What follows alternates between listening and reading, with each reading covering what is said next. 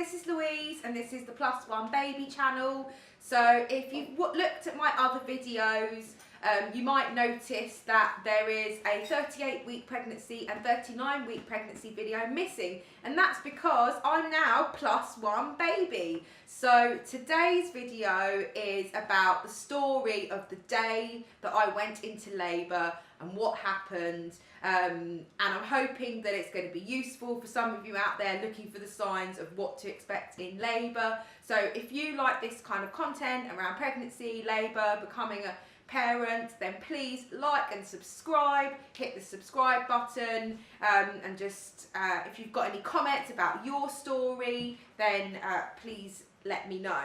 So what happened on the day that I went into labour? So it was the day that I was exactly 38 weeks, and in the morning I had a flu jab, so I went to Boots. If you're pregnant, you get a free flu jab on the NHS, which can be really good at this time of the year, so you should definitely arrange to get your flu jab done. So I had my flu jab done in the morning, and I was walking around Boots. At the end, after you've had it, they say, oh, walk around the store for 5 minutes just so that we can check you. And I was walking around the store and I saw these kind of maternity sort of pads that you put on the bed to keep water, they're waterproof pads, and I thought, oh, if my waters break, then I'm going to need that. So just something made me pick them up. So I bought those, got those in the day. After I'd had my flu jab, came home, had lunch, you know, all very normal, and I had my 38-week midwife appointment in the afternoon. I was very excited about that. Dragged the husband along to that because I wanted him to be there, because I knew that they were going to be talking about important things like post-date. And actually, I just in time had written my birth plan to show the midwife. So at that appointment, we went through my birth plan, and she was all very happy with it. And after that, I was actually sitting there itching like crazy. So you'll see that I do have another video about being itchy in pregnancy. So if you are itching in pregnancy, then check that one out too. So I was sitting in the office, going through my last appointment. Obviously they listened to the baby's heartbeat and they measured the bump, and they talked about what happens at the next appointment, and I was sitting there itching like mad. So the midwife was telling me to stop itching, and they immediately sent me to the maternity assessment unit. I think the reason they do that is because they worry about liver function and blood tests, but I'd had all of those tests done. They took my bloods again, and you know, it kept on coming back normal. So they made me see a doctor at the maternity assessment unit at the Harris Birthright Centre, and they prescribed me something was Piriton. It was something like Piriton tablets to help with the itching. So I got the prescription and they sent it to the pharmacy. I then went to the pharmacy, which is part of the hospital at King's College Hospital, and the queue at the hospital was so long, and I was getting frustrated, my husband was getting frustrated. You know, they told us it was a 20-minute wait. 20 minutes goes by, they're calling all the numbers. You hear them call the number before you, and actually they're not calling the numbers in order, so I was getting excited for no reason. Anyway, so I was waiting there, I was there for about 35 minutes, eventually got the prescription, started to walk back to the car. I said, oh look, I really need to go to the toilet before we get back in the car and go home. You know, when you're pregnant, you need the toilet all the time. Anyway, so I went to the toilet, and after I went to the toilet, I felt a sort of pop, and additional water came out, and I thought, well, that's a bit weird. I've just been to the toilet. So got back in the car, and the first thing my husband said, after having been at the midwife appointment, been at the maternity assessment unit, been waiting at the pharmacy for ages, then having to go back to the MAU to go to the toilet, he said, we're not coming back today. And I kind of looked at him and thought, well, we might have to, because I thought, I know my waters are broken, so I was thinking it was really funny. Anyway, so we were driving in the car on the way home, and I felt even more sort of trickles, like water in my knickers. And I was saying to him, oh, I think it's really weird. And I also said to him that I felt this kind of pushing, like as if my baby was trying to sort of dig around.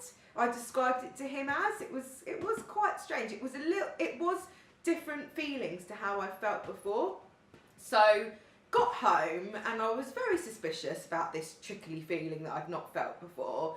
So I decided to change the pad that was in my knickers, and that got soaked within about half an hour, but it was clear liquid, not, if it was urine it would have been a bit yellowy. So then I was thinking, oh my gosh, I actually think my waters have broken, but it wasn't the gushing that you get when you're watching TV or a movie, so I was still a little bit unsure. But then the digging was sort of definitely turning into more cramps, and then I thought, oh, are these contractions? So then I started saying to my husband, I think my waters are broken and I think I'm having contractions. Having not gone through it before, it was hard to know whether it was just pregnancy pains, especially because I was 38 weeks and I could have gone on for another couple of weeks. So my husband said, well, you better eat some dinner. And I was like, how am I going to eat? I was too excited. I was so excited. It was probably about 6:30 and he'd made some nice dinner. And he said, look, I really think you should eat it. So I had a little bit, but I really, really was a bit too excited because I actually thought, this is it. I know this is coming. So he was sort of getting prepared as well. And he said to me, why don't you try and get some sleep? So I thought, oh, okay. So I went upstairs. I laid the maternity disposable pad that I bought in Boots earlier when I was getting my flu jab, just in time, laid that on the bed, started to get into bed, and then I was just too excited, so I couldn't sleep. So I come back downstairs and I said to him, why don't you try and get some sleep? Because, one of us has to be coherent. So, my trickling of the waters had happened about 4:30 in the afternoon, and by the time we'd had a little bit to eat, and we'd sort of come home and we were doing a few things, this was about 8:30 in the evening.